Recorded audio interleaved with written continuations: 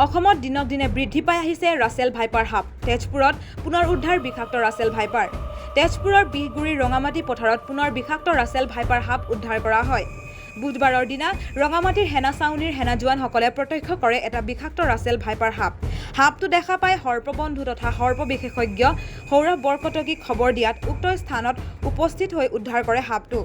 বিষাক্ত Russell viper উদ্ধাৰ কৰি গুৱাহাটীৰ চিৰিয়াখানাত ৰখাৰ ব্যৱস্থা কৰাটো উচিত বুলি সাপটো ৰাজ্যিক চিৰিয়াখানালৈ প্ৰেৰণ কৰাৰ ব্যৱস্থা কৰা হয়। কাৰণ ই এক বিষাক্ত সাপ। মুকলি বনাঞ্চলত এৰি দিলে বংশবৃদ্ধি হৈ পৰিৱেশ তন্ত্ৰত নতুন প্ৰভাৱ পেলাব বুলি জানিবলৈ দিয়ে সৰ্পবন্ধুগৰাকীয়ে।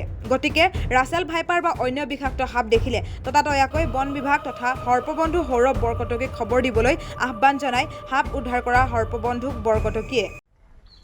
বিহগুৰি ৰঙামাটি পথাৰৰ এই কাষতে এইটো আৰ্মি কেম্পটো আছে আমাৰ। আৰু ইয়াতে 2 আগষ্টত এটা ৰাছেল ভাইপাৰ পোৱালি উদ্ধাৰ কৰিছিলোঁ। আজি আকৌ এটা ৰাছেল ভাইপাৰ পোৱালি ইয়াতে।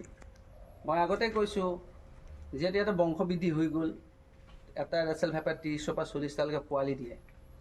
আৰু ই বিষাক্ত পৰে, বিষাক্ত সাপ হয়, বহুত বিষাক্ত। আচলতে কি হৈছে, চাৰিওফালে পথাৰত পানী, এতিয়া পানী হোৱাৰ কাৰণে কি হৈছে, সিহঁতে বামলৈ উঠি আহে আৰু বাম পাই পেলাই আৰ্মি কেম্পৰ ভিতৰত সোমাইছে। আৰু তেওঁলোকে মোক ফোন কৰিছে, আজিও আৰ্মিৰ পৰাই ফোন কৰিলে, আৰ্মিৰ পৰা ফোন কৰিছে আৰু মই আহিছোঁ, ৰেস্কিউ কৰা হৈ গ'ল। এতিয়া মই বন বিভাগক দি দিম আৰু বন বিভাগক মই অনুৰোধ কৰিম এইটো জুলৈ পঠাবলৈ। এতিয়া কাষতে এখন স্কুল আছে, হাইস্কুল। ইয়াৰ সীমাতেই একেটা কেম্পাছৰ সীমাতে এখন হাইস্কুল আছে, তাত কিছু ল'ৰা ছোৱালী আছে, এইফালে এখন স্কুল আছে। ৰাইজলৈ মোৰ খালি এটাই অনুৰোধ যে অজগৰ সাপৰ পোৱালি বুলি কিন্তু ধৰিবলৈ নাযাব আৰু ভয়ো কৰিব নালাগে। মই ভয় কৰিবলৈকো দিয়া নাই যে ই যদি আপোনাক কিবা কাৰণে দংশন কৰে আপুনি ভয় কৰিব লাগে। ইয়াত চিকিৎসাও আছে। কাৰণ যোৱা এটা বঙাইগাঁৱত কেছ, এজন ব্যক্তিক ৰাছেল ভাইপাৰে দংশন কৰিছিলে, এতিয়া বৰ্তমান তেওঁ সুস্থ।